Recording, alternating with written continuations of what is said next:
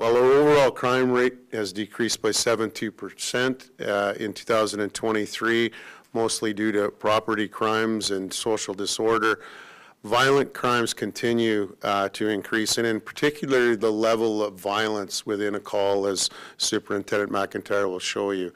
Although we only went up 100 and some calls of violence, the level of violence within that call increases our severity, which is something we'll speak about today. Our members are spending excessive amounts of time managing chaos in our community driven by social disorder, open-air drug use and encampments, but as always, our approach will remain and still is one of empathy and accountability.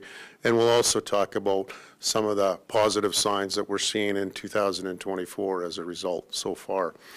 We continue to target violence, repeat offenders relentlessly, and push the rest of the social justice system to uphold these individuals at the same level of accountability.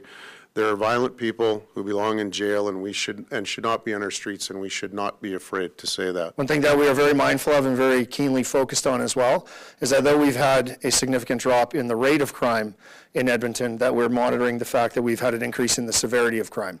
With a 4.6% increase in severity, though, as you can tell from the graph, that violent offenses that occur in Edmonton are a very small portion of the overall crime, that with a 4.6% increase in severity, that those events are becoming more and more serious.